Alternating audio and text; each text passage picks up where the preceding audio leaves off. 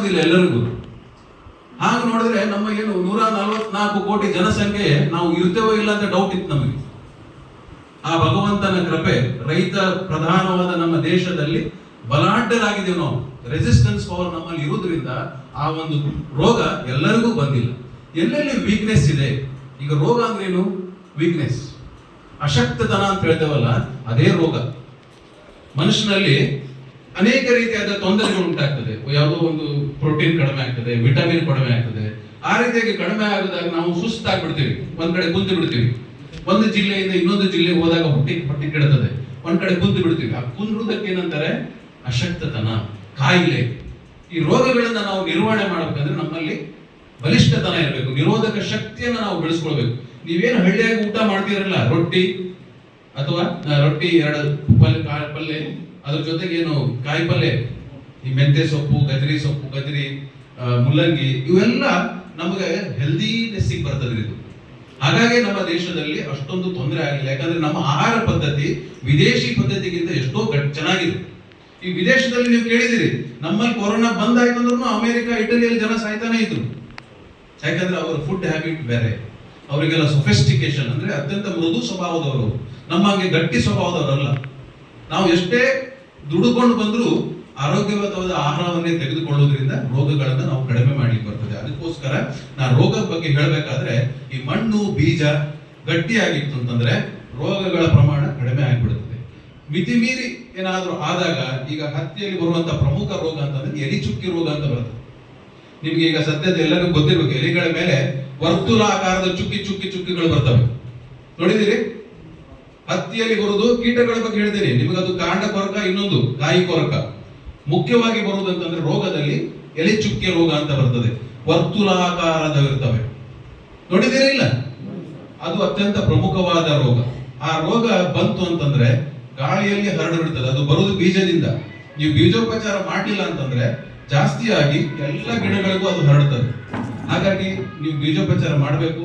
ಇಲ್ಲ ಅಂತಂದ್ರೆ ಎರಡನೇದಾಗಿ ಜೈವಿಕವಾಗಿ ನಾನು ಮುಖ್ಯವಾಗಿ ಹೇಳ್ತೀನಿ. ಯಾಕಂದ್ರೆ ನಾವು ಎಲ್ಲವೂ ಈಗ ಸಾವಯವ ಕೃಷಿ ಮಾಡಬೇಕು ಅಂತ ತಗೊಂಡು ನಮ್ಮ ಘನ ಸರ್ಕಾರಗಳು, ಕೇಂದ್ರ ಸರ್ಕಾರವಿರ್ಬೋದು, ರಾಜ್ಯ ಸರ್ಕಾರವಿರ್ಬೋದು, ಪ್ರತಿಯೊಬ್ಬರು ಅನೇಕ ಯೋಜನೆಗಳ ಮೂಲಕ, ಕೃಷಿ ಇಲಾಖೆ ಯೋಜನೆ ಮೂಲಕ ಸಾವಯವಕ್ಕೆ ಉತ್ತೇಜನ ಕೊಡ್ತಾ ಇದೆ.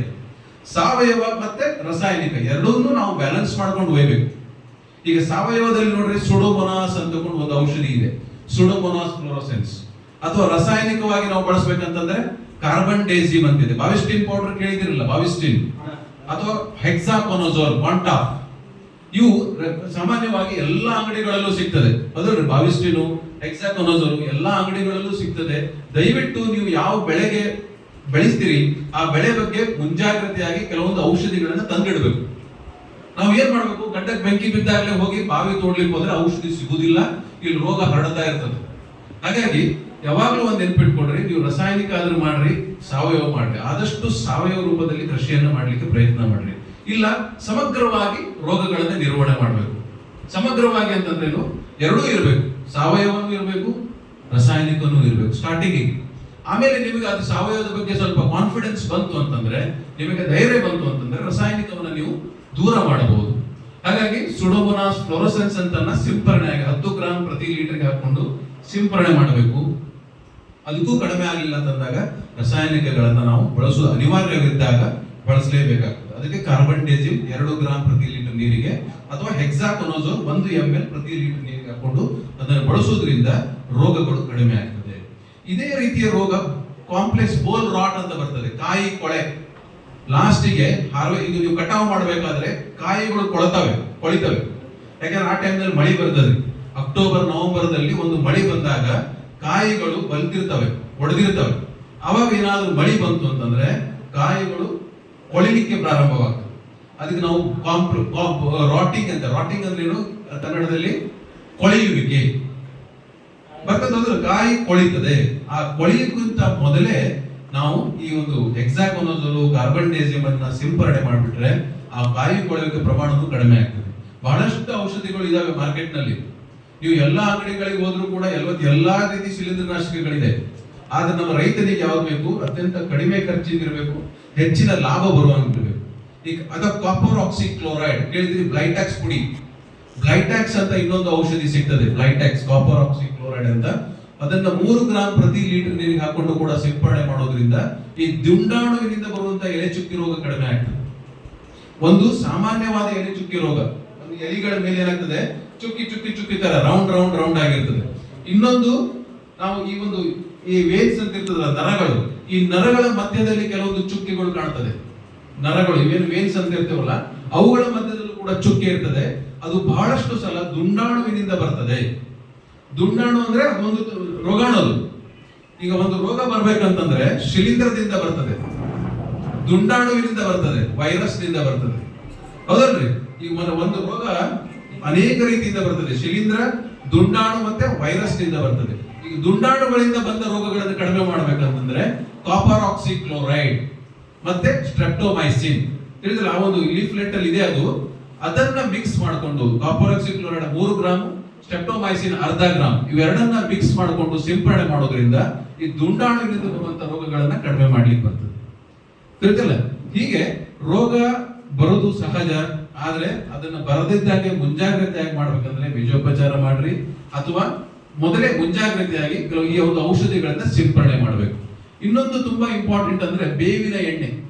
ಇವಾಗ ಹರ್ಬಲ್ ಆರ್ಗ್ಯಾನಿಕ್ ನಲ್ಲಿ ಬೇವಿನ ಎಣ್ಣೆ ಈ ಕೃಷಿ ಇಲಾಖೆಯಲ್ಲಿ ಎಲ್ಲಾ ಕಡೆ ಏನಾಗ್ತದೆ ಅಂತಂದ್ರೆ ನಮ್ಮಲ್ಲಿ ಬೇವು ಜನ್ಯ ಔಷಧಿ, ಅದನ್ನು ಖಾಯಮಾಗಿ ರೈತರು ಒಂದು ಇಟ್ಕೊಳ್ಬೇಕು. ಬೇವು ಜನ್ಯ ಔಷಧಿಗಳನ್ನ, ಆ ಬೇವು ಜನ್ಯ ಔಷಧಿಗಳನ್ನ ನಾವು ಬಳಸುವುದರಿಂದ ದೇಹಕ್ಕೂ ಅಪಾಯಕಾರಿ ಆಗುವುದಿಲ್ಲ, ಗಿಡಕ್ಕೂ ತೊಂದರೆ ಇಲ್ಲ, ಮಣ್ಣಿಗೂ ತೊಂದರೆ ಇಲ್ಲ. ಅದನ್ನು ಸಿಂಪಡಣೆ ಮಾಡೋದ್ರಿಂದ ನಾವು ಎಷ್ಟೋ ಒಂದು ರೋಗಗಳನ್ನ ಮೊದಲನೇ ಹಂತದಲ್ಲಿ ಕಡಿಮೆ ಮಾಡಲಿಕ್ಕೆ ಬರ್ತದೆ. ಇದು ರೋಗದ ಬಗ್ಗೆ ಆಯ್ತು. ಮೊದಲೇ ಈ ಒಂದು ಎಲೆ ಚುಕ್ಕಿ ರೋಗಗಳು, ಅದರಲ್ಲಿ 2 ವಿಧಾನಗಳು. ಆಮೇಲೆ ಗ್ರೇ ಮಿಲ್ಡ್ಯೂ ಅಂತ ಬರ್ತದೆ, ಬೂದು ರೋಗ. ಎಲೆಗಳ ಮೇಲೆ ಬೂದು ತರ ಬರ್ತದೆ. ಅದಕ್ಕೂ ಕೂಡ ಅಷ್ಟೇ ನಾನು ಹೇಳಿದ ಔಷಧಿ ಏನಿದೆಯಲ್ಲ, ಇದು ಕಾರ್ಬೆಂಡಾಜಿಮ್ ಇರಬಹುದು, ಅಥವಾ ಹೆಕ್ಸಾಕೊನಜೋಲ್ ಇರಬಹುದು, ಅಥವಾ ಸುಡೋಮೋನಾಸ್ ಫ್ಲೋರೋಸೆನ್ಸ್. ಜೈವಿಕವಾಗಿ ಅಥವಾ ರಾಸಾಯನಿಕವಾಗಿ ಇವು ಎರಡರಲ್ಲಿ ಯಾವುದಾದ್ರೂ ಒಂದನ್ನು ನೀವು ಸರಿಯಾಗಿ ಸಮಯದಲ್ಲಿ ಅದನ್ನು ಬಳಸಿದ್ರೆ ಈ ರೋಗಗಳನ್ನ ಕಡಿಮೆ ಮಾಡ್ಲಿಕ್ಕೆ ಬರ್ತದೆ. ಈಗ ಮುಖ್ಯವಾಗಿ ಕೀಟಗಳ ಬಗ್ಗೆ ಹೇಳಬೇಕಂತಂದ್ರೆ, ಕೀಟಗಳು ಬಹಳ ಹೆಚ್ಚು ಹತ್ತಿಯಲ್ಲಿ. ಅತಿ ಹೆಚ್ಚು ಔಷಧಿ ಹೊಡೆಯುವುದು ಅಂತಂದ್ರೆ ಒಂದು ಮೆಣಸಿನಕಾಯಿ, ಇನ್ನೊಂದು ಹತ್ತಿ. ಮೆಣಸಿನಕಾಯಿ ಮತ್ತೆ ಹತ್ತಿ ನಮ್ಮ ರೈತರು ಎಲ್ಲ ಜಾಸ್ತಿ ಔಷಧಿ ಹೊಡಿತಾರೆ ಅಂತಂದ್ರೆ ಇವೆರಡು ಬೆಳೆಗಳಿಗೆ. ಇನ್ನು ಯಾವ ಬೆಳೆಗಳಿಗೂ ಜಾಸ್ತಿ ಔಷಧಿ ಹೊಡಿತಾರೆ, ಹೆಚ್ಚಂದ್ರೆ 1 ಅಥವಾ 2 ಸಿಂಪಡಣೆ ಮಾಡ್ತಾರೆ. ಯಾಕಂದ್ರೆ ಈ ಒಂದು ಬೆಳೆಗೆ ಅತಿ ಹೆಚ್ಚು ಕೀಟಗಳು ಬರ್ತವೆ. ಈಗ ಹತ್ತಿಗೆ ಬರೋ ಕೀಟ ಯಾವ್ದ್ರಿ? ನಿಮ್ಗೆಲ್ಲ ಗೊತ್ತಿದೆ, ಕೊರಕ, ಕಾಂಡ ಕೊರಕ, ಹೌದಲ್ರಿ? ಕಾಂಡ ಕೊರಕ, ಆಮೇಲೆ ಕಾಯಿ ಕೊರಕ, ಕಾಂಡ ಕೊರಕ, ಆಮೇಲೆ ಈ ರಸ ಹೀರುವ ಕೀಟಗಳು. ಮುಟ್ರಾಗ್ತಾವಲ್ಲ, ಮುಟ್ರು. ಈ ಗೌಡ್ರಿಂದ ನನಗೆ ಫೋಟೋ ಕಳಿಸಿದಾಗ ಅವ್ರು ಒಂದು ಅಭಿಪ್ರಾಯ ಹೇಳಿದ್ರು, ಸರ್ ಮುಟ್ರು ಬಂದೈತಿ, ಏನೋ ಹುಳದಿಂದ ಬಂದೈತಿ, ಏನ್ ಮಾಡ್ಬೇಕು ಅಂತ ಕೇಳಿದಾಗ ನಾನು ಹೇಳಿದೆ, ಯಾವುದು ಮುಟ್ರಲ್ಲ, ಅದು ಕಳೆನಾಶಕ ನಿಮ್ದು ಏನೋ ಸಿಂಪರಣೆ ಆಗಿರೋದ್ರಿಂದ ಹಂಗಾಗಿರುತ್ತೆ ಹೇಳಿದ್ರೆ. ಹಾಗಾಗಿ ಈ ರಸ ಹೀರುವ ಕೀಟಗಳಲ್ಲಿ ಥ್ರಿಪ್ಸ್ ನುಷಿ ಅಂತ ಬರ್ತದೆ, ಅದಲ್ಲ ಈ ಸಿಡಿ ಅಂತ ಹೇಳ್ತಿರಲ್ಲ, ಕರೆ ಸಿಡಿ, ಥ್ರಿಪ್ಸು, ಬಿಳಿ ನೊಣ, ಇವುಗಳಿಂದ ಏನಾಗ್ತದೆ ಅಂತಂದ್ರೆ ಅವು ಗಿಡದಲ್ಲಿರುವ ಎಲೆಯಲ್ಲಿರುವ ರಸಗಳನ್ನ ಹೀರ್ಕೊಳ್ತದೆ. ಎಲೆ ಕೆಳಭಾಗದಲ್ಲಿ ಇದ್ಕೊಂಡು ರಸವನ್ನ ಹೀರೋದ್ರಿಂದ ಏನಾಗ್ತದೆ, ಎಲೆಗಳು ಮುಟ್ರಾಗ್ತವೆ, ಮುಟ್ರಾಗ್ತವೆ, ಕೆಳಮುಟ್ರು ಆಗ್ತದೆ. ಈಗ ಮೆಣಸಿನ ಗಿಡದಾಗ ಕೇಳಿದ್ರೆ ನೋಡಿರ್ಬೇಕು ನೀವು, ಮುರ್ಡಾ ಕಾಂಪ್ಲೆಕ್ಸ್ ಅಂತ ತಗೊಂಡು ಸುಮಾರು ನಾವು ವಿದ್ಯಾರ್ಥಿ ಜೀವನದಿಂದಲೂ ಕೇಳಕತ್ತೇವೆ. ಇನ್ನೂವರೆಗೂ ಆ ಒಂದು ವೈರಸ್ ಕಾಂಪ್ಲೆಕ್ಸ್ ನಮ್ಮಲ್ಲಿ ಇದೆ. ಅದಕ್ಕೆ ಔಷಧಿಗಳು ಸಾಕಷ್ಟು ಇದೆ. ಈ ಮುರ್ಡಾ, ಈ ಒಂದು ಹತ್ತಿಯಲ್ಲಿ ಬರುವಂತಹ ಈ ಒಂದು ರಸ ಹೀರುವ ಕೀಟಗಳನ್ನ ಕಡಿಮೆ ಮಾಡಬೇಕಂದ್ರೆ ಅದಕ್ಕೂ ಕೂಡ ಜೈವಿಕವಾಗಿ ಸಾಕಷ್ಟು ಪರಿಹಾರಗಳಿದೆ. ವರ್ಟಿಸಿಲಿಯಂ ಲೆಕಾನಿ, ನಿಮಗೆ ನೆನಪಿರ್ಲಿಲ್ಲ ಅಂತಂದ್ರೆ ದಯವಿಟ್ಟು ನಮಗೆ ಇನ್ನೊಮ್ಮೆ ಕೇಳ್ರಿ, ಅದನ್ನ ಇದೇ ಪುಸ್ತಕದಲ್ಲಿ ಇರ್ತದೆ. ಅದು ವರ್ಟಿಸಿಲಿಯಂ ಲೆಕಾನಿ ಅಂತಂದ್ರೆ ಒಂದು ಜೈವಿಕವಾದ ಕೀಟನಾಶಕ. ಅದನ್ನ ರಸ ಹೀರುವ ಕೀಟಗಳಿಗೆ ಬಳಸ್ತಾರೆ. ಇಲ್ಲ ಅಂತಂದ್ರೆ ನಿಮ್ಗೆ ಈಗೆಲ್ಲ ಇಮಿಡಾ ಕ್ಲೋಪ್ರಿಡ್ ಅಂತ ಬಂದಿದೆ, ಇಮಿಡಾ ಅಥವಾ ಡೈಮಿಥೋಯೇಟ್ ಅಂತ ಮುಂಚಿಂದ ಇದೆ. ಕೆಲವೊಂದು ಬೆಳೆಗಳಿಗೆ ಅದು ಸಿಗ್ತಾ ಇಲ್ಲ ಈಗ. ಅಂತಹ ಒಂದು ಕೀಟನಾಶಕಗಳನ್ನ ನಾವು ಬಳಸುವುದು ಅನಿವಾರ್ಯವಾಗಿದ್ದಾಗ ಮಾತ್ರ ಬಳಸ್ರಿ. ಇಲ್ಲ ಅಂತಂದ್ರೆ ಬೇವು ಜನ್ಯ ಕೀಟನಾಶಕ ಏನಿದೆ ಅಲ್ಲ, ಅದು ತುಂಬಾ ಒಳ್ಳೆಯದು. ನಾವು ಆಯುರ್ವೇದಿಕ್ ಔಷಧಿ ಇದ್ದಾಗ ಅದು ನಾವು ಮನೆಯಲ್ಲಿ ಹೇಗೆ ಕಷಾಯ ಕುಡಿತೀವಿ, ಡಾಕ್ಟರ್ಗಿಂತ ಹೋಗೋಕ್ಕಿಂತ ಮೊದಲು ನಾವು ಮನೆಯಲ್ಲಿ ಕಷಾಯಗಳನ್ನು ಕುಡಿತೀವಿ. ಆ ರೀತಿ ಕಷಾಯಗಳನ್ನ ನಾವು ಗಿಡಗಳಿಗೆ ನೀಡಬೇಕಂತಂದ್ರೆ ಬೇವು ಜನ್ಯ ಕೀಟನಾಶಕಗಳನ್ನು ದಯವಿಟ್ಟು ಪ್ರತಿಯೊಬ್ಬ ರೈತರು ಇಟ್ಕೋಬೇಕು.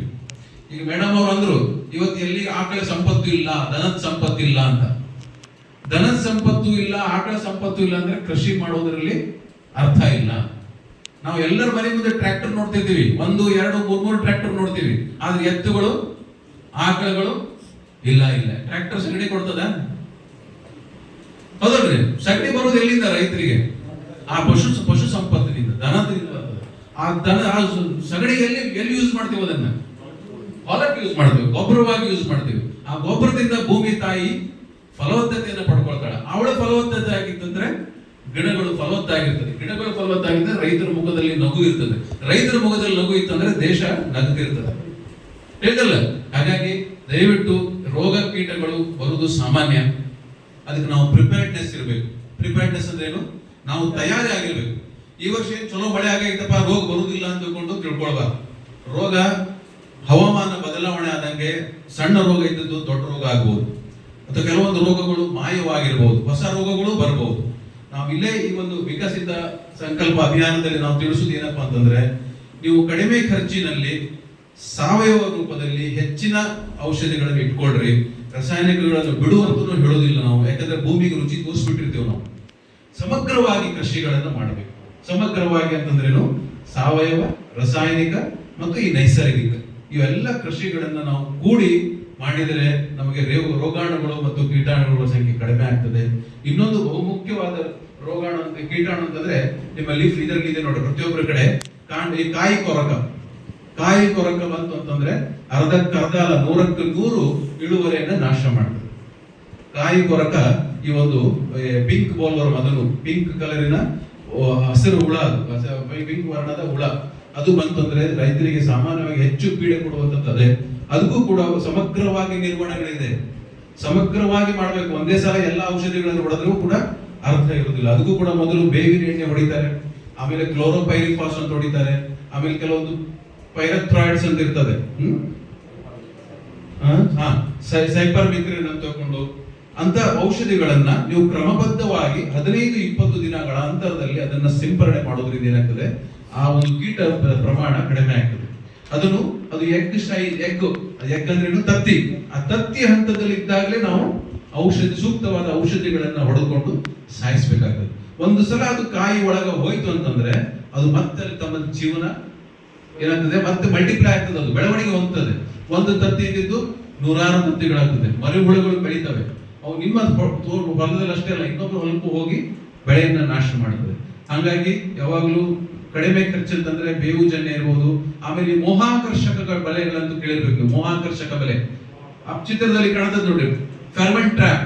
ಹೊಲದಲ್ಲಿ ಪ್ರತಿಯೊಂದು ಹೊಲದಲ್ಲಿ 1 ಹೆಕ್ಟೇರಿಗೆ 5-6 ಆ ಮೋಹಕ ಬಲೆಗಳು, ಅದನ್ನು ನಾವು ಇಡಬೇಕಾಗ್ತದೆ. ಮೋಹಕ ಬಲೆಗಳಂತಂದ್ರೆ ಲಿಂಗಾಕರ್ಷಕ ಬಲೆಗಳು.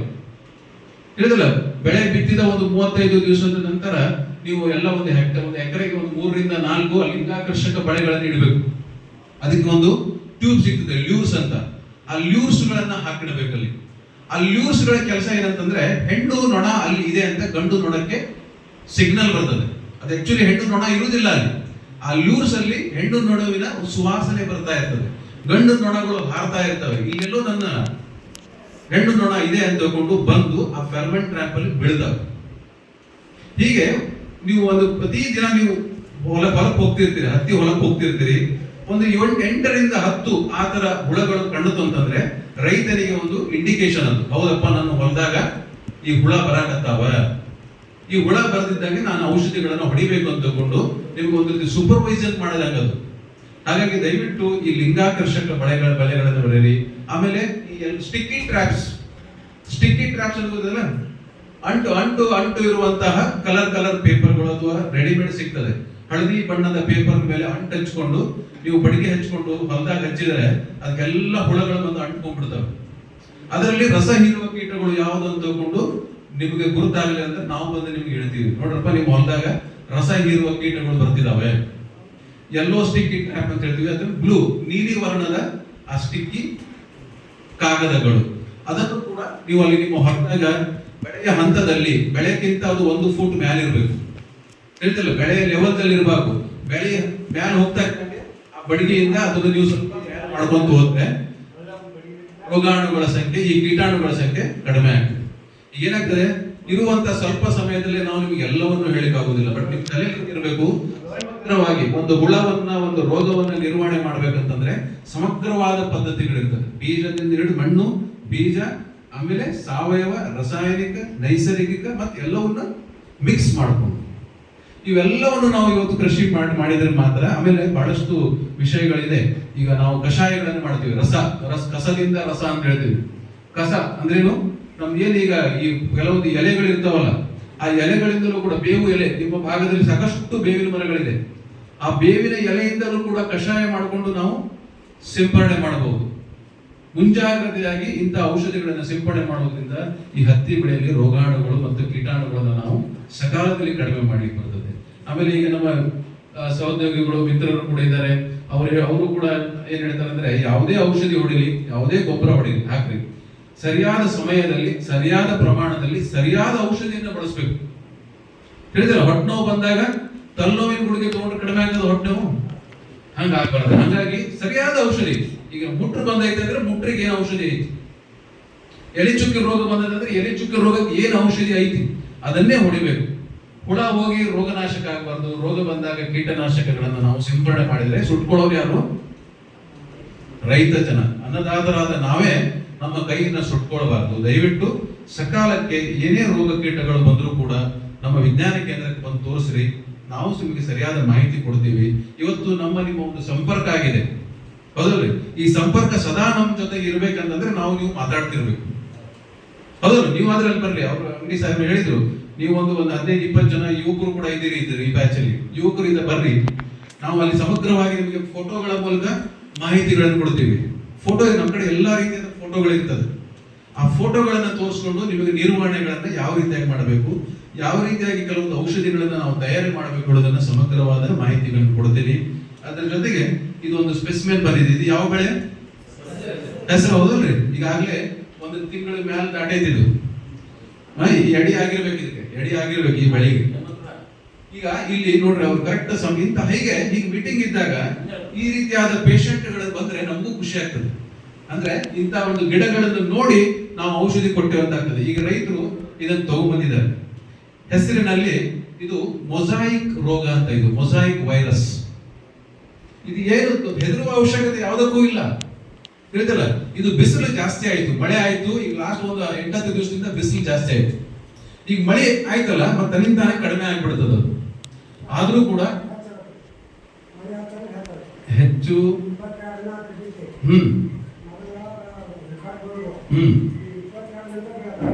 ಬೆಳಕತೈತಿ. ಅದಕ್ಕೆ ಹೌದು, ನೀವು ತಗೊಂಡ್ಬಂದಿದ್ದಂತೂ ತುಂಬಾ ಚಲೋ ಆಯ್ತು. ಅದೇ ಇದು ಮೊಸಾಯಿಕ್ ಅಂತ. ಇದನ್ನ ನಾವು ಏನ್ ಮಾಡ್ಬೇಕಂತಂದ್ರೆ, ಮೊದಲಿಗೆ 1-2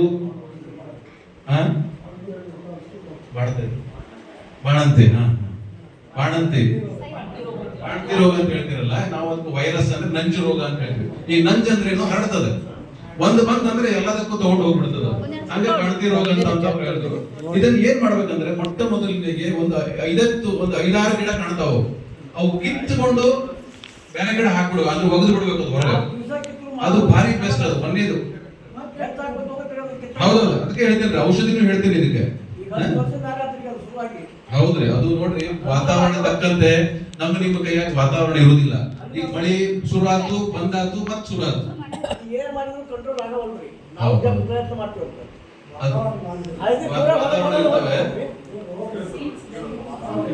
ಹೌದು,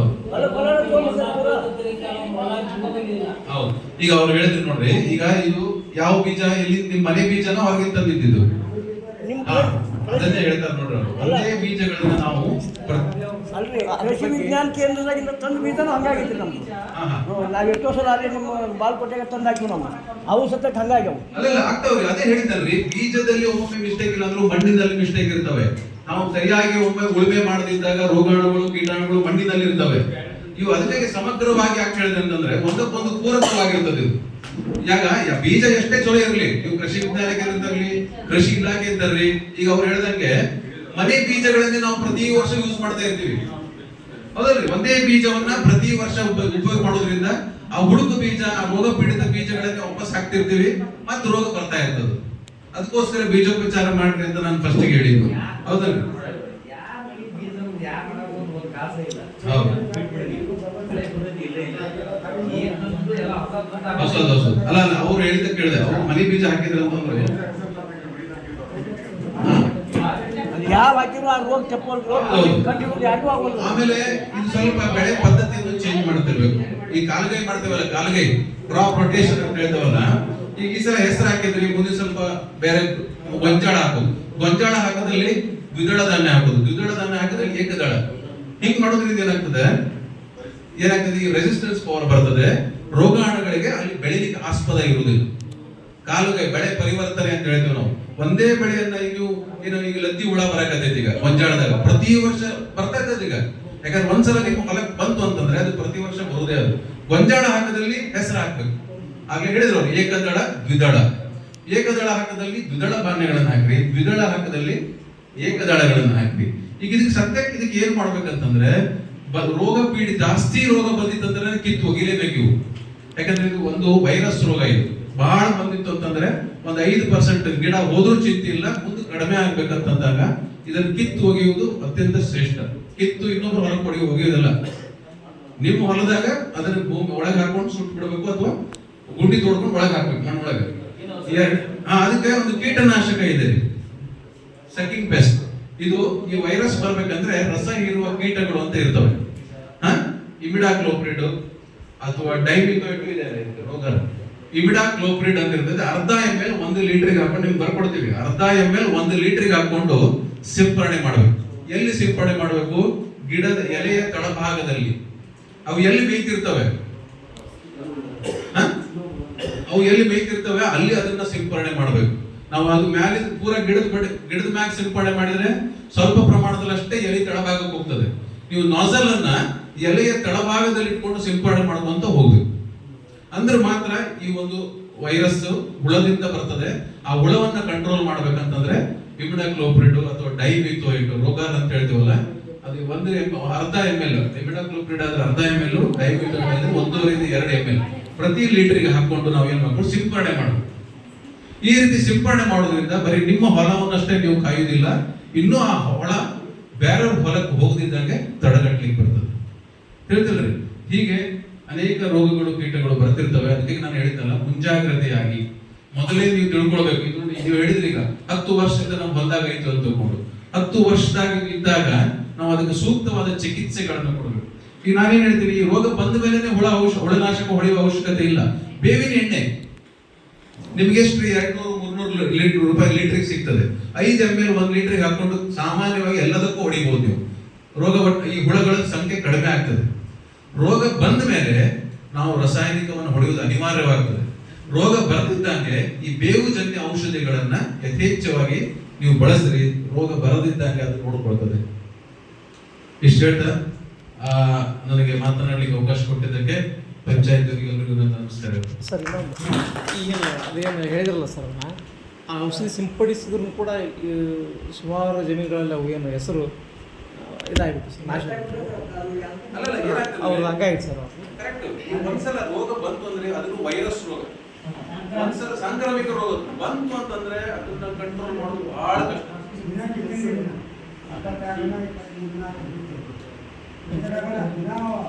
ಇಲ್ಲ ಈಗ ನೋಡಿ, ನಾನು ಹೇಳಿದ್ನಲ್ಲ ವೈರಸ್, ಈಗ ಕೊರೋನಾ ಏನಿದೆ ವೈರಸ್ ಅದು ಬಂತು ಅಂತಂದ್ರೆ ಎಲ್ಲರಿಗೂ ಶೀಲು ನೆಗಡಿ ಬಂತು, ಎಲ್ಲರಿಗೂ ಬಂದು ಹೋಗಿದ್ದು. ಬಟ್ ಎಲ್ಲೆಲ್ಲಿ ನಿರೋಧಕ ಶಕ್ತಿ ಇದೆ ಅವರಿಗೆ ತ್ರಾಸ ಆಗಿಲ್ಲ. ಇಲ್ಲ ಅದಕ್ಕೆ ನೀವು ಹೇಳಿದ್ರಲ್ಲ, ರೋಗ ಬಂದಾಗ ರೋಗ ಬರದಿದ್ದಂಗೆ ಹೇಳಿದಲ್ಲ, ಅದನ್ನೇ ನಾವು ಮುಖ್ಯವಾಗಿ ಮಾಡ್ಕೋಬೇಕು. ಆದ್ರೂ ಕೂಡ ಇದು ಮತ್ತೆ ಹರಡದಿದ್ದಂಗೆ, ಈಗ ಬಂದಿದ್ದ ಗಿಡಕ್ಕಂತೂ ಏನ್ ಮಾಡಕ್ ಆಗುದಿಲ್ಲ, ಹರಡದೇ ಇದ್ದಂಗೆ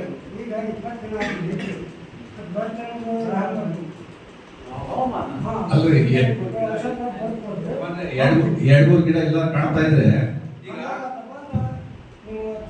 ಕರೆಕ್ಟ್ ಅದಕ್ಕೆ ನಾವು ಈಗ ಹೇಳಿದ ಔಷಧಿನ ಒಂದ್ಸಲ ಸಿಂಪಡಣೆ ಮಾಡಿ ನೋಡಿ ಹೇಳಿದಲ್ಲ, ಮುಂದೆ ಬರ್ಕೊಡ್ತಾರೆ ಅದು ಮುಂದೆ ಹರಡದಿದ್ದಾಗ ನೋಡ್ಕೊಳ್ತದ ಹೇಳಿದಲ್ಲ. ನೀವು ಬಂದ ಗಿಡ ಇದೊಂದು ಬಂದ್ರಿ, ಇದು ನಾವು ಏನು ಬಂಧಿಸಕ್ ಆಗುದಿಲ್ಲ. ವೈರಸ್ ಬಂದ್ರೆ ಬಹಳ ಕಷ್ಟ. ಬಟ್ ಮುಂದೆ ಹರಡದಿದ್ದಾಗ ನೋಡ್ಕೊಳ್ಬೇಕು.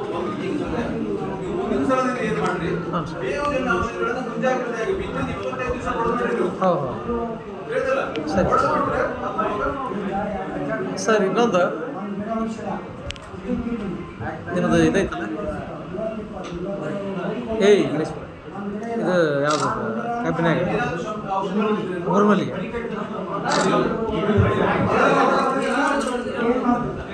ಆಯ್ತಾ ಅಲ್ಲ ಆಮೇಲೆ ಕೇಳಿದ ಏ ಹನುಮಂತ ಕೂಡ ಆಮೇಲೆ ನಮ್ಮ ಸರಿಯಾದ ಬೀಜ ಸರಿಯಾದ ಬೀಜ ಎಲ್ಲ ನಾವು ಇಳುವರಿ ಚೆನ್ನಾಗಿ ತೆಗಿಬೇಕಂತ ಪ್ರಯತ್ನ ಮಾಡಿದ್ರು ಸರಿಯಾಗಿ ಬೀಜ ಸಿಗ್ತಾ ಇಲ್ಲ. ನಾವು ಧಾರವಾಡ ಅಗ್ರಿಕಲ್ಚರ್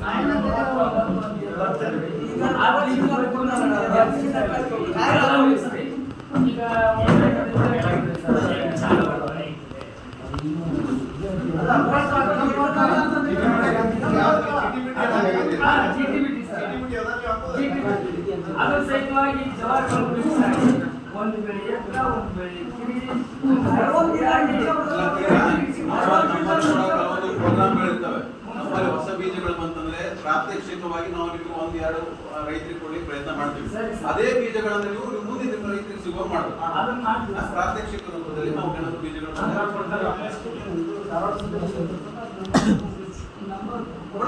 ಎಲ್ಲ ನಂಬರ್ ಎಲ್ಲ ಕೊಡ್ತೀರಿ ಕರೆಕ್ಟಾ ಸರ್? ಇನ್ನೊಂದು ಈ ಉರಿ ಮಲ್ಲಿಗೆ ಸರ್ ಏಕದಳ ಇದು ಕಬ್ಬಿನೊಳಗೆ ಈಗ ಏನು ಬೀಜ ಹೇಳಿದ್ರೆ ನೀವು ತಳಿಗಳ ಬೇರೆ ಹೈಬ್ರಿಡ್ಸ್ ಬೇರೆ. ಸರ್ ಮೈಕ್ ತೋರಿಸಿ ಹೆಸರು ಸರ್ ಮೈಕ್ ಜೋಳ ತೊಗರಿ ಎಲ್ಲ ಏನದಾವ ಅಂದ್ರೆ ಇವು ತಳಿಗಳಿವೆ. ಹೈಬ್ರಿಡ್ಸ್ ಬೇರೆ ಸೂರ್ಪಾಣ ಗೊಂಜಾಳ ಇವು ಹೈಬ್ರಿಡ್ಸ್. ಈಗ ಸರ್ಕಾರ ಒಂದು ಚಿಂತನೆ ಮಾಡಿ ನಮಗೆಲ್ಲ ಬಂದಿದೆ ಮಾಹಿತಿ ಇಲಾಖೆಗಳು ಬಂದಿದೆ.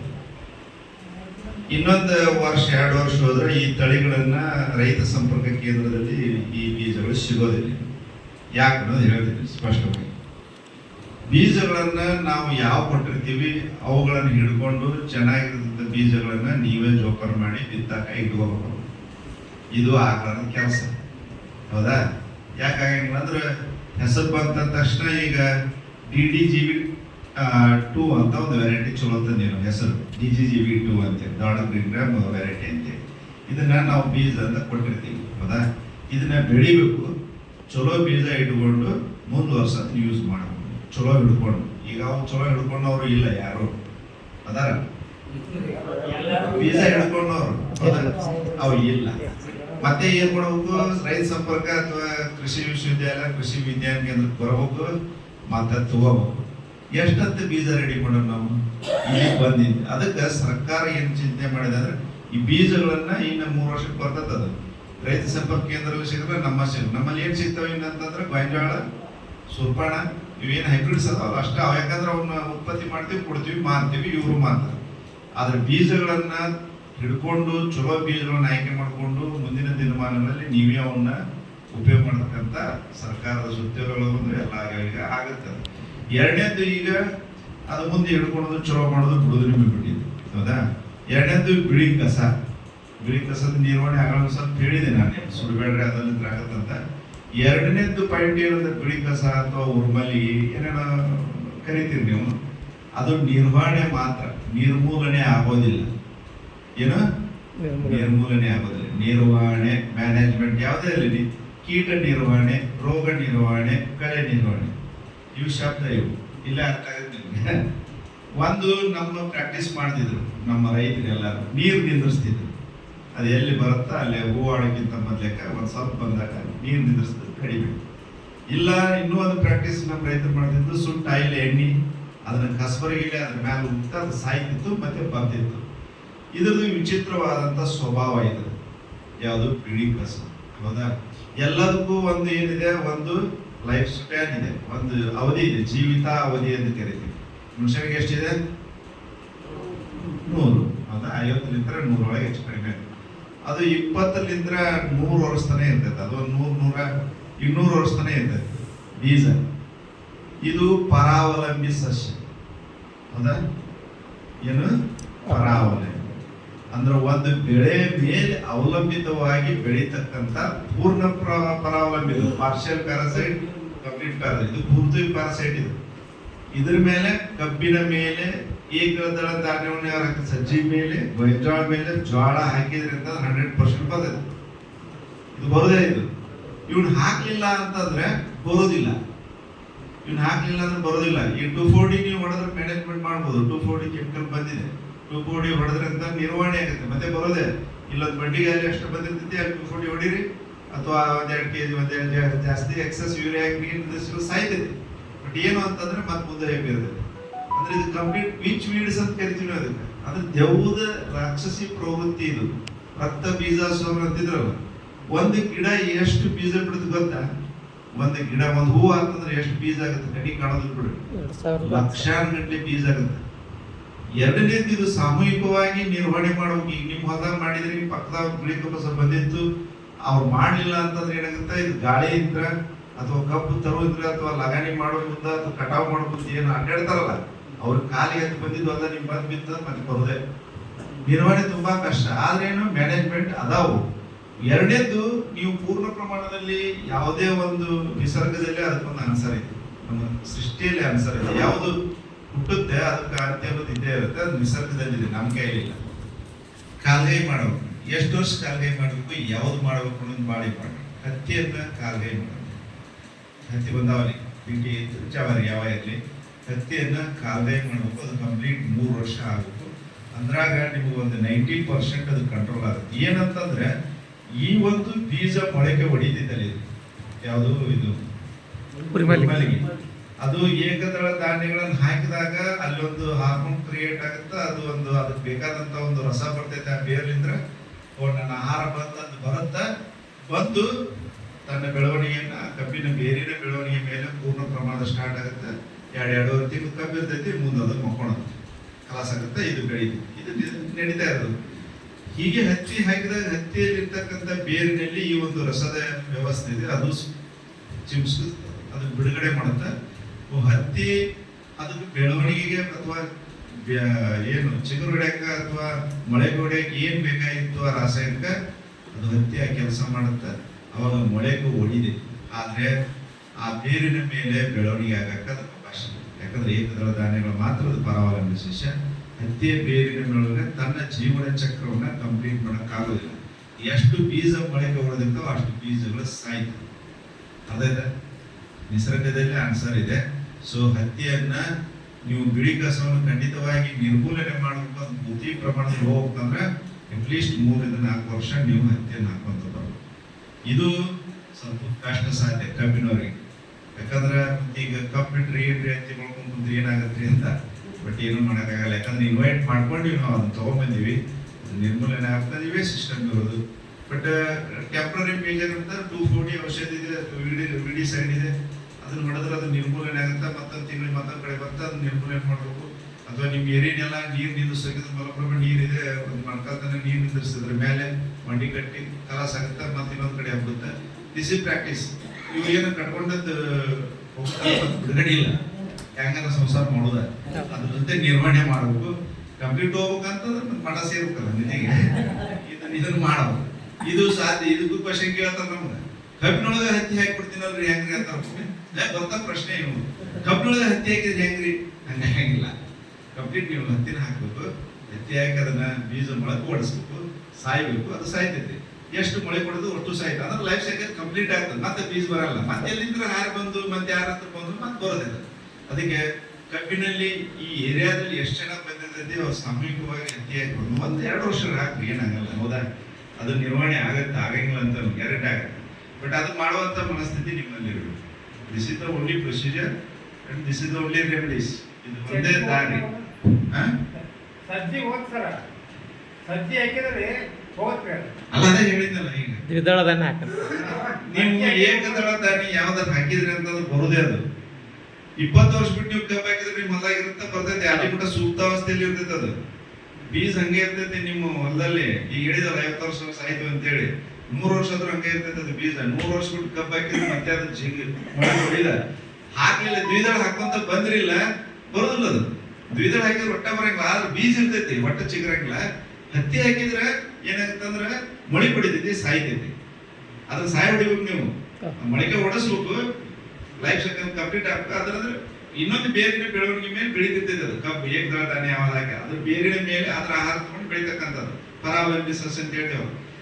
ಅದಕ್ಕೆ ಆಹಾರ ಸಿಗ್ಲಿಲ್ಲ ಸತ್ತಂಗಲ್ಲ ಅದು. ಎಷ್ಟು ಬೀಜ ಸಹಿತವೋ ಅಷ್ಟು ಉರ್ಮಲಿಕ್ಕೆ ಬರೋದಿಲ್ಲ. ಇದು ನಿರ್ಮೂಲನೆ, ನಿರ್ವಹಣೆ ಇಂಥವೆಲ್ಲ ಮಾಡ್ಕೊಂತ ನಿರ್ವಹಣೆ. Okay, thank you. ಮತ್ತೇನಾದ್ರು ಕೇಳ್ತದೆ ಕೇಳ್ರಿ. ಒಂದು ನಿಮಿಷ. ಇಲ್ಲಿವರೆಗೆ ನಮ್ಮ ಸಾಕಷ್ಟು ವಿಷಯಗಳನ್ನು ಹಿಂದೆ ಸರ್ ಹೇಳಿದ್ದಾರೆ. ಅದೇ ರೀತಿ ನಮ್ಮ ಗದಗ ಜಿಲ್ಲೆಯ ರೋಣ ತಾಲೂಕಿನ ಮೆನಾಳ ಗ್ರಾಮದ ಸೋಮಣ್ಣ ಹುಂಚಿಗೆಯವರು ಪ್ರಗತಿಪರ ರೈತರು. ಅವರು ಸಾಕಷ್ಟು ಪ್ರಶಸ್ತಿಗಳನ್ನು ತೆಗೆದುಕೊಂಡಿದ್ದಾರೆ. ಈ ಬಾಳೆ ಬೆಳೆಯಲ್ಲಿ ಸಮಗ್ರ ಕೃಷಿ ಪ್ರಶಸ್ತಿ, ರಾಜ್ಯ ಮಟ್ಟದ ಪ್ರಶಸ್ತಿಗಳನ್ನು ಸಹಿತ ಅವರು ತೆಗೆದುಕೊಂಡಿದ್ದಾರೆ.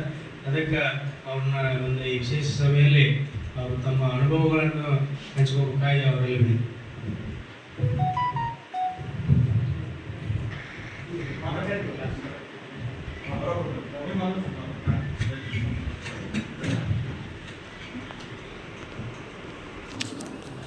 ಹಲೋ,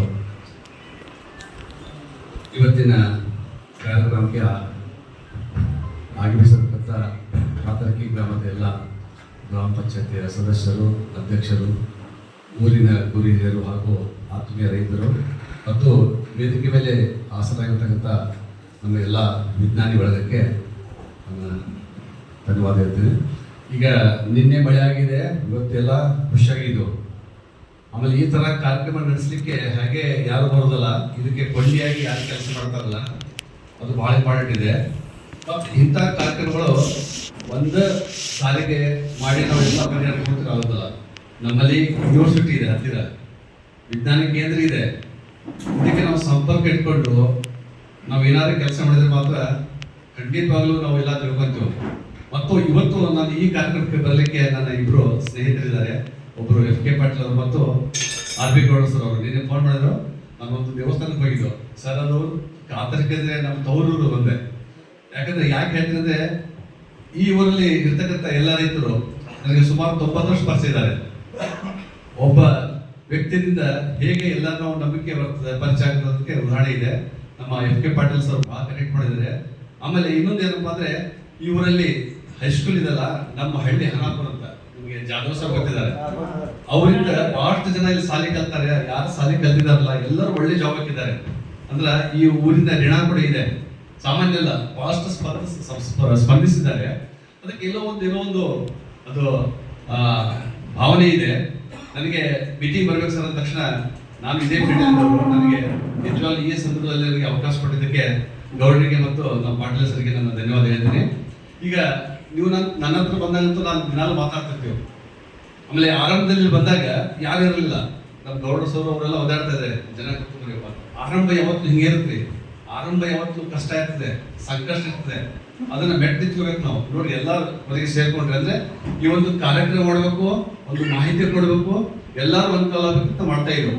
ಬಟ್ ಇದಕ್ಕೆ ಯಾರು ಕೆಲಸ ಮಾಡೋರ್ಬೇಕಲ್ರಿ, ಯಾರು ಕೆಲಸ ಮಾಡ್ತಿರ್ತಾರೋ ಅವ್ರನ್ನ ನಾವು ಸಪೋರ್ಟ್ ಮಾಡಬೇಕು, ಮಾತು ಕೇಳಬೇಕು.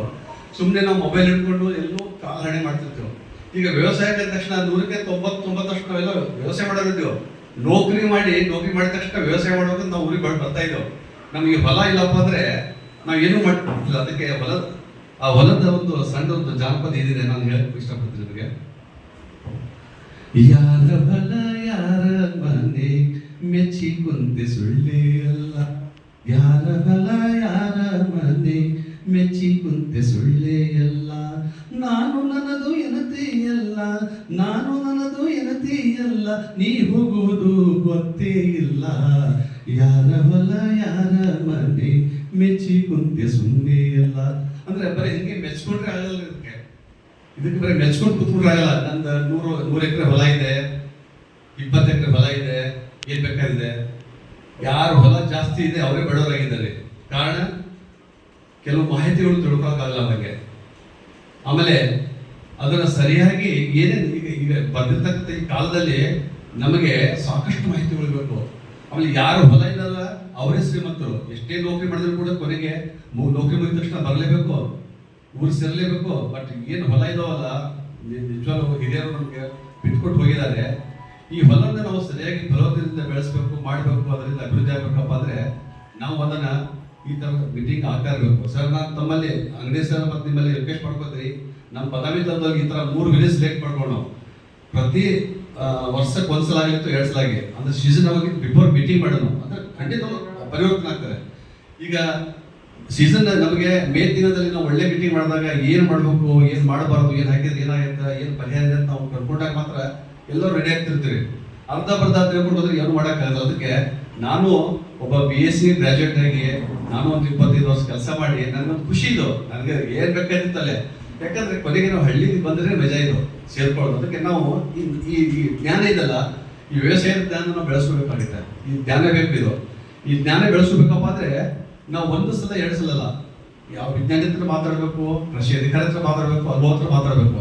ಈಗ ಆಂಧ್ರ ಕಡೆ ನಾನು ಅಲ್ಲೆಲ್ಲ ವರ್ಕ್ ಮಾಡಿನಲ್ಲ, ಅವ್ರು 1 ಎಕರೆಗೆ ಹತ್ತಿನ ಸುಮಾರು 15-20 ಕ್ವಿಂಟಲ್ ಬೆಳೆಸ್ತಾರೆ ಅವರು. ನಾವು 5 ಕೂಡ ಬೆಳೆಸಕ್ಕಾಗ್ತಲ್ಲ. ಕಾರಣ ಅಷ್ಟೇ, ತಿಳ್ಕೋಬೇಕು ಇದಕ್ಕೆ ಏನು ಕೊರತೆ ಇದೆ, ಇದಕ್ಕೆ ಏನು ಮಾಡಬೇಕು, ಯಾವಾಗ ಏನು ಹಾಕ್ಬೇಕು ಗೊತ್ತಾಗ್ಬೇಕು ನಾವು. ಈಗ ನಾವು ಕೆಲವು ಸಲ ಅಂತರಲ್ಲ ಅಂಗಡಿ ಹೆಸರು ಗೊಬ್ಬರ ತಂದಿರ್ತೀವ ಒಟ್ಟು ಹಾಕ್ಬಿಡೋದು. ಇಲ್ಲ ಸರ್ 6 ದಿನ ಬೆಳೆ ಐತ್ರಿ ಕಬ್ಬು, ನಾವು ಏನು ಮಾಡಿಲ್ಲ ಅಂದ್ರೆ ಎಲ್ಲ ಗೊಬ್ಬರ ಸೇರಿ ಹಾಕ್ಬಿಡಿದ್ರಿ ಅದೇನ್ ಮಾಡುತ್ತದೆ, ವೊಮಿಟಿಂಗ್ ಆಗುತ್ತೆ, ವಾಂತಿ ಮಾಡುತ್ತದೆ, ಅಲ್ಲ ತಗೊಳಂಗಿಲ್ಲ.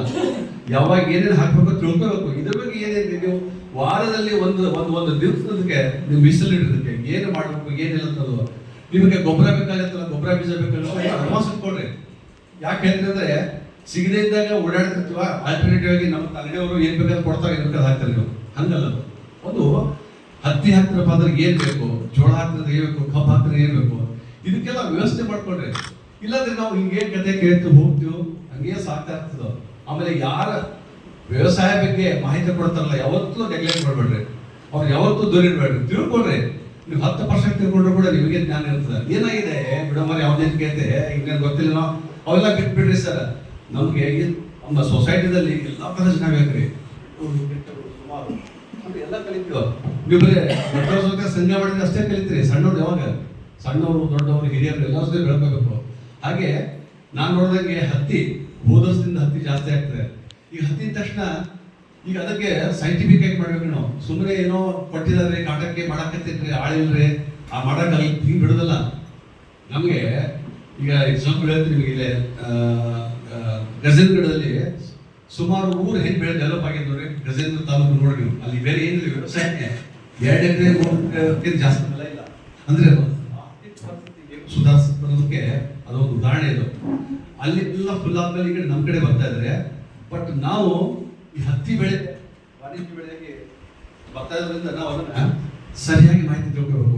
ಏನ್ ಮಾಡ್ತಾರೆ ಕಂಪನಿಯವರು, ಈಗ ನಿಮ್ಮೂರಲ್ಲಿ ಒಂದು 50 ಎಕರೆ ಹಾಕ್ಬೇಕು ಅನ್ಕೊಂಡಿರ್ತೀವಿ, ಒಂದು 200 ಎಕರೆ 200 ಎಕರೆ ಮ್ಯಾನೇಜ್ ಮಾಡ್ಬೇಕಪ್ಪ ಅಂದ್ರೆ ಜನ ಬೇಕಲ್ಲ.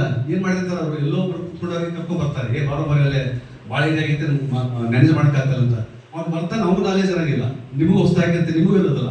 ಹಂಗಾಗಿ ಅಲ್ಲೇನಾಗುತ್ತೆ ಬೇಸತ್ತಾಗ್ಬಿಡ್ತದೆ. ಅದಕ್ಕೆ ಇವೆಲ್ಲ ಅನುಭವಗಳು ಬೇಕು ನಮಗೆ. ಏನೋ ಹಾಕ್ತಪ್ಪ ಅಂತ ಕೂಡ ಅದನ್ನ ತಿಳ್ಕೊಬೇಕಪ್ಪ ಅಂದ್ರೆ ನಾವು ಪ್ರಿಪ್ರೇಷನ್ ಬೇಕು, ನಾವು ಅದನ್ನ ಮಾಡ್ಕೋಬೇಕು. ಮಾಡಿದ್ರೆ ಎಲ್ಲ ಬರ್ತದೆ. ಈಗ ಎಷ್ಟೋ ಬೆಳೆಗಳು ಬೆಳೆಸ್ತೀರಿ ನೀವು, ಎಕರೆಗೆ 50 ಚೀಲ ಬರೋದಿಲ್ಲ, 70 ಚೀಲ ಬರುತ್ತೆ ಅನ್ಕೊಡ್ರಿ, ರೇಟ್ ಇರಂಗಿಲ್ಲ, ಭಾಳ ಗಂಗಲ ಬಿಡ್ತೀವಿ ನಾವು. ಹತ್ತಿ ಅನ್ನೋದು ಮೊದಲೇ ರೇಟ್ ಫಿಕ್ಸ್ ಆಗಿರ್ತದೆ. ಬರೀ 2 ಕ್ವಿಂಟಲ್ ಸಿಕ್ತಂದ್ರೆ ನಿಮಗೆ 90,000 ರೂಪಾಯಿ ಬರ್ತದೆ.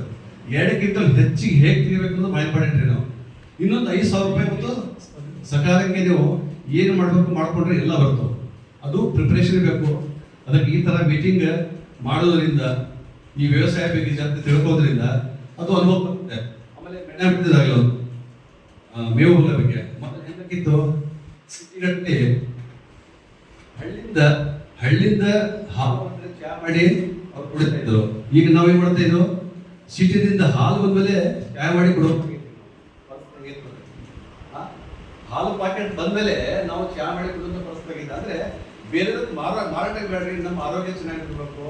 ಒಂದು ಆ ಕಳಿಸ್ತಪ್ಪ ಎಷ್ಟೊಂದು ಇದಾಗತ್ತೆ. ನಮ್ಗೆ ಏನ್ ಗೊತ್ತಾ, ಇವ್ರೇನು ಕಟ್ಟಾವನ್ನೆಲ್ಲ ಮಾಡೋದ್ರಿಂದ ಹಿಂಗೆ ಮಾಡಾಕತ್ತೀವಿ ನಾವು ಮ್ಯಾನೇಜ್ ಮಾಡ್ತಾ ಇಲ್ಲ. ಯಾವಾಗ ಏನೇನು ಮಾಡೋದು ಮಾಡ್ತಾ ಇಲ್ಲ. ಇದು ಹಿಂಗೆ ಪರಿಸ್ಥಿತಿ, ಹಿಂಗೆ ಹೋಗ್ತಾ ಇದ್ದು ಹೇಳ್ಬಿಟ್ಟು ನಾವು ಹಂಗೆ ಸಾಕ್ತಾ ಇತ್ತು ಅಂತ ಆಗುವಾಗ. ಬಟ್ ನನಗೆ ಯಾಕೆ ಇಷ್ಟೊಂದು ಅಭಿಮಾನದಕ್ಕೆ ಇಷ್ಟು ಹೇಳ್ತಾ ಇದ್ದೀರಿ, ನೀವು ನಾನಂತೂ ಯಾವತ್ತೂ ಸಿಗ್ತೀವಿ ನಿಮಗೆ, ಯಾವತ್ತಾದ್ರೂ ಫೋನ್ ಮಾಡಿ ಸರ್ ಹಿಂಗಾಗಿದೆ ಅಂತ. ಆಮೇಲೆ ಮೊಬೈಲ್ದಲ್ಲಿ ಸರ್ ಪರಿಚಿರ್ತಾರೆ, ಎಲ್ಲ ಬಂದಿರ್ತಾರೆ, ಫೋಟೋ ಹಾಕಿ ತಿಳ್ಕೊಡ್ರಿ, ಬೆನ್ ಬಿಡ್ಬಾರ್ದು. ಅದಕ್ಕೆ ಇಲ್ಲ ನೀವು ಹೇಳ್ದಂಗೆ ಮಾಡಿದ್ರೆ ಅಲ್ಲಿ ಹಿಂಗಾಗೈತಿ ಆಗಿರಂಗಿಲ್ರಿ. ಒಂದು ಎಕ್ಸಾಂಪಲ್ ಹೇಳ್ತೀನಿ ನಿಮಗೆ, ಈ ಕಪಿಲ್ ಹೆಸರು ನೋಡ್ತಿಲ್ಲ, ನೀವು ಇಷ್ಟಿದ್ದಾಗ ನೋಡಿರ್ತೀರಿ, ಇಷ್ಟಿದ್ದಾಗ ನಂದು ಬಂದಿರ್ತೀರಿ, ಇಷ್ಟಿದ್ದಾಗ ನೋಡಿರ್ತೀರಿ. ನಾನು ನಿಮ್ಗೆ ಇಷ್ಟ ಜಾಗ ಕೊಟ್ಟಿರ್ತೀನಿ, ಕಸ ಸಣ್ಣದಿಲ್ಲ ಬೇಡ. ನೀವು ಹೊಡಿಬೇಕಾದಾಗ ಇಷ್ಟ ಆಗಿರ್ತದೆ. ಯಾಕೆ? ಬೇರೆ ಬೇರೆ ಕಾರಣ ಇರ್ತವೆ. ಇದು ಉದಾಹರಣೆಗಳು. ಸಣ್ಣ ಎಕ್ಸಾಂಪಲ್ ಅಂದರೆ ಕಸಗಳು ಕೈಗೆ ಸಾಧನೆ ಅಂದರೆ ಕೈ ಬಂದರೆ ತೆಗಿತೀವಿ. ಅಷ್ಟೊತ್ತಿಗೆ ಎಲ್ಲ ಪೋಷಕಾಂಶಗಳು ಗೊಬ್ಬರ ಎಲ್ಲ ತೊಗೊಂಡಿರ್ತೀವಿ. 2 ಎಲೆ 4 ಎಲೆ ಮಾಡಿ ಚೀಜ್ ಆಗೈತೆ. ಈಗ ಆಳ ಸಿಗ್ಲಾದಕ್ಕೆ ಹೊಲ ಮಾಡಿಬಿಟ್ಟು ನಾವು ಎಲ್ಲ ಬಂದಿದ್ದಾರೆ. ಈಗ ಇದು ನೋಡ್ಬೇಕು, ಜಗತ್ತು ನೋಡ್ಬೇಕು ನಾವು. ಆಮೇಲೆ ಗೋಂಜಿ ಆಳ್ತಾರೆ ಸರಿ ಇಲ್ಲ, ಆ ಹುಳ ಬರ್ತಿರಲಿಲ್ಲ. ಈಗ 4 ಎಕರೆ ಬಂದಿದೆ. ನನ್ನ ಜಾಬು ರಿಸೈನ್ ಮಾಡಿದ್ಮೇಲೆ ನಾನು ನಂದಿಕೇಶ್ಗೆ ಬಂದೆ. ಅಲ್ಲೆಲ್ಲ ಗೋಂಜಾಳ ಸಿಕ್ಕಾವಡೆ ಬರ್ತದೆ. ಗೋಂಜಾಳ ಹಾಕಿದ 5 ನಿಮಿಷಕ್ಕೆ ಹೋಗಿಬಿಡ್ದು. ಕಂಟ್ರೋಲ್ ಮಾಡೋಕ್ಕಾಗಲ್ಲ. ಸ್ಪ್ರೇ ಮಾಡೋಕೆ ಹೋದರೆ ಬೆಳೆ ಚಿಕ್ಕದಿರ್ತದೆ. ಈಗ ಸ್ಪ್ರೇ ಮಾಡಿದಾಗ ಬರೀ 10% ಔಷಧಿ ಎಷ್ಟು ಹೋಗುತ್ತೆ, 90% ಔಷಧಿ ಹೊರಗಡೆ ಹೋಗುತ್ತೆ. ಯಾಕಂದರೆ ಅದು ಹೆಣ್ಣು ಪಾತ್ರೆ ತತ್ತಿಳಿದು ಒಳಗಡೆ ಅದು 4ನೇ ದಿವಸಕ್ಕೆ 3 ದಿವಸಕ್ಕೆ ತತ್ತಿನ ಹೊಡೆ ಬಂದ್ಬಿಟ್ಟು ಎಲ್ಲ ತಿಂತಾ ಇರ್ತದೆ. ಅದಕ್ಕೆ ನಾನೇನು ಮಾಡಿದೆ, ಒಂದು ಕಟ್ರ ಅಂತ ಕೇಳ್ತೀವಿ ನಾವು. ಅದನ್ನು ರೈತರಿಗೆ ನಂಗೆ ಗೊತ್ತಿತ್ತು, ನಾನು ಟ್ರೈ ಮಾಡಿದೆ. ಅವಾಗ ಜಸ್ಟ್ 2 ಕಾಳು ತೊಗೊಂಡು ಒಂದ್ಸಲ ತೊಗೊಂಡ್ಮೇಲೆ 2 ಬಟ್ಟೆ ತೊಗೊಂಡ್ಮೇಲೆ ಒಂದು ಗಿಡಕ್ಕೆ 2 ಅಥವಾ 3 ಕಾಳು ಹಾಕಿದರೆ ಕೆಲಸ ಆಗಿಬಿಟ್ಟೆ. ಅವಾಗ ರೈತರು ಬೇಯಿದ್ರು, ಏನು ಸರ್ ಇಷ್ಟು ಬೆಳೆ ಇರ್ತದೆ, ಹೆಂಗಾಗ್ತದೆ? ಅಸಾಧ್ಯವನ್ನು ಸಾಧ್ಯ ಮಾಡಿ ತೋರಿಸ್ತಿದ್ರೆ ಸಾಧ್ಯ ಇದೆ. ಅಂದರೆ ಅದು ಹಾಕಿದ ಮೇಲೆ ಹುಳಾನು ಕಂಟ್ರೋಲ್ ಆಗುತ್ತೆ. ಕೊನೆಯವರೆಗೆ ಒಂದು ಹುಳ ಬರೋದಿಲ್ಲ, ರಾಶಿ ಮಾಡಕ್ಕೆ ಹೋಗುತ್ತೆ. ನೋಡಿ ನೀವು ಹಾಕಿಬೇಕಲ್ಲ, ಒಂದು ಹುಳ ಬರೋದಲ್ರಿ. ಅದೇ ಅಸಾಧ್ಯ ಅನ್ನೋದು ಯಾವುದಿಲ್ಲ, ನಾವು ಮಾಡಂಗಿಲ್ಲ. ನಾವು ಇದನ್ನು ನಾನು 2 ವಿಲೇಜ್ ಡೆವಲಪ್ ಮಾಡಿದೆ. ಇವತ್ತು ನಮ್ಮ ಬದಾಮಿ ಬಾಲ್ಕೋಟ್ ಡಿಸ್ಟ್ರಿಕ್ಟಲ್ಲಿ ನಮ್ಮ ಏರಿಯಾದಲ್ಲಿ ಜಾಸ್ತಿ ಆಗಿದೆ, ಬೇರೆ ಕಡೆ ಗೊತ್ತಿಲ್ಲ. ಅಂದ್ರೆ ಎಲ್ಲದಕ್ಕೂ ಪರಿಹಾರ ಇದೆ. ಆ ಪರಿಹಾರ ಹುಡುಕಾಡೋದಕ್ಕೂ ಮಾಡಬೇಕು ನಾವು. ಅಂದಾಗ ಮಾತ್ರ ಬೆಳೆ ಬೆಳೀತದಿಲ್ಲ, ಅಂದರೆ ಭಾಳ ಕಷ್ಟ. ಯಾವುದು ಈಸಿಯಾಗಿ ಬರೋಂಗಿಲ್ಲ. ಸುಮ್ಮನೆ ವಿಜ್ಞಾನಿಗಳನ್ನಾಗಲಿ ಅಥವಾ ಅಂಗಡಿಯವ್ರನ್ನಾಗಲಿ ಅವರ ದೋಷಿಸ್ಕಿತ್ಲು ನೀವು ಸ್ವಲ್ಪ ತಿಳ್ಕೊಂಡಿರ್ಬೇಕು. ನಾವೀಗ 20 ವರ್ಷ ವ್ಯವಸಾಯ ಮಾಡಿರ್ತಂದ್ರೆ ಒಂದು 4 ಗಂಟೆ ಹೊರಗೆ ಗೊತ್ತಿರ್ಬೇಕಲ್ಲ ನಮಗೆ ಯಾವಾಗ ಏನು ಹಾಕ್ಬೇಕಂದ್ರು. ನಾವು ತಿಳ್ಕೊಂಡು ಮಾಡ್ತೇವೆ. ವ್ಯವಸಾಯದಲ್ಲಿ ಭಾಳ ಚೆನ್ನಾಗಿದೆ. ನಾನು ನಿಮ್ಮ ಜೊತೆ ಇರ್ತೀನಿ, ನೀವು ಎನಿ ಟೈಮ್ ನನಗೆ ಫೋನ್ ಮಾಡಿ, ನನಗೆ ಗೊತ್ತಾಗೋದು ವಿಜ್ಞಾನಿಗಳು ಹೇಳ್ತಾರೆ, ಅಲ್ಲಿ ಮಾತಾಡ್ತೀನಿ. ಹೊಸದಾಗಿ ಬಂದಿರ್ತಕ್ಕಂಥದ್ದು ನಾವು ತಿಳ್ಕೊಂಡು ಮಾಡಬೇಕು. ಯಾಕಂದ್ರೆ ಈಗ ಅತಿ ಹೆಚ್ಚು ಯಾವುದು ಇಳುವರಿ ಬರ್ತದೋ ಅದಕ್ಕೆ ಜಾಸ್ತಿ ರೋಗ ಇರ್ತದೆ. ಅತಿ ಹೆಚ್ಚು ವ್ಯವಸಾಯದಲ್ಲಿ ಅತಿ ಹೆಚ್ಚು ಇಳುವರಿ ಬರ್ತಕ್ಕಂಥದ್ದು ಯಾವುದಕ್ಕೆ ಬರ್ತದೋ ಅದಕ್ಕೆ ಯಾವತ್ತೂ ತಾಪತ್ರೆ ಜಾಸ್ತಿ. ಮತ್ತು 144 ಕೋಟಿ ಜನಸಂಖ್ಯೆ ನಾವು ಪಾಲನೆ ಮಾಡ್ಬೇಕಂದ್ರೆ ಈಗ ಬರೋಂಗಿಲ್ಲ. ಅದೆಲ್ಲ 1 ಎಕರೆಗೆ 2 ಚೀಲ 3 ಚೀಲ ಜೋಳ ಬರ್ತದೆ, ಹೋಗ್ತದೆ. ಈಗ 50-60 ಚೀಲ ಜೋಳ ಬರ್ತದೆ ನಾವೈತೆ. ಅದಕ್ಕೆ ಏನ್ರಿ ನಾವೆಲ್ಲ ಮಾಡಿದ್ದೀವಿ ಆದ್ರೂ ಆಗಿಲ್ಲ ಅಂತ ಒಂದು ಕಿತ್ಲು ಏನು ಅಡ್ವಾನ್ಸ್ ಮಾಡಬೇಕು ಮಾಡ್ರಿ, ಬೆಳೆ ಚೆನ್ನಾಗಿರ್ತದೆ. ಆಮೇಲೆ ಎಲ್ಲರ ಮೇಲೆ ನಂಬಿಕೆ ಬರ್ತದೆ. ಈ ಸಂದರ್ಭದಲ್ಲಿ ನನಗೆ ಗೌಡರು ಮತ್ತು FK ಪಾಟೀಲ್ ಸರ್ ಮತ್ತು ಊರಿನ ಹಿರಿಯರು ನನಗೆ ಇಲ್ಲೇ ಮಾತಾಡಲಿಕ್ಕೆ ಅವಕಾಶ ಕೊಟ್ಟಿದ್ದಕ್ಕೆ ತಮ್ಮೆಲ್ಲರಿಗೂ ಧನ್ಯವಾದ ತಿಳಿಸ್ತೀನಿ.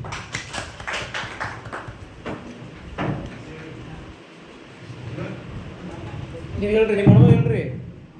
ಕುಬಿಸಿ ಸಾವುಕಾರ ಅಲ್ರಿ, ಹೇಳ್ರಿ ಹೇಳ್ರಿ. ಅಲ್ಲ ಒಂದು 2 ಮಾತು ಹೇಳ್ರಿ. ಏನಾರ ಅಲ್ರಿ ಸಾಧನೆ ಮಾಡಿರಿ, ಮಾಡಿದ್ರಲ್ಲ ಸ್ವಲ್ಪ ಹೇಳಿ ಅವ್ರು ಖುಷಿ ಆಗ್ತದೆ. ಇಲ್ಲೇ ಗಟ್ಟಿ ಮಾತು ಕುಂತ ಹೆಂಗೆ ಮಾತಾಡ್ತಾರೆ, ಹೆಂಗೆ ಮಾತಾಡಲ್ಲ ಸಾವುಕಾರ. ನೀವು ಏನು ನಿಮ್ಮ ಅನುಭವ ಸ್ವಲ್ಪ ಹಂಗೆ ಅಲ್ಲೇ ಕುಂತಾರ ಹೇಳ್ರಿ, ಬೇಕಾದ್ರೆ ಕುಂತ ಹೇಳ್ರಿ. ಈಗ ಟ್ರಾನ್ಸ್ಫರ್ ಆಗ್ಬೇಕು, ಯುವಕರಿಗೆ ಗೊತ್ತಾಗಬೇಕು. ಅವ್ರು ಮಾತಾಡೋದಿಲ್ಲ, ಅವ್ರು ಕೆಲಸ ಮಾತಾಡೋದು.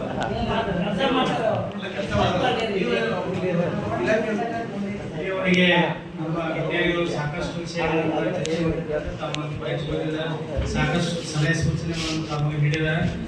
ಕೊನೆಯದಾಗಿ ಈಗ ಅವ್ರ ಫೋನ್ ನಂಬರ್ ತೋರಿ ಎಲ್ಲರೂ. ಈಗ ಫಸ್ಟ್ ಅಂಗಡಿ ಸರ್ ತೋರಿ, ಮಣ್ಣು ವಿಜ್ಞಾನಿಗಳು ಡಾಕ್ಟರ್ ಸಿದ್ದಪ್ಪ ಅಂಗಡಿ ಅಂತ ಹೇಳ್ಬೇಕು. ಅಂಗಡಿ ಸರ್ ಅವರು ಅವ್ರ ಫೋನ್ ನಂಬರ್ ಹೇಳ್ತಾರೆ.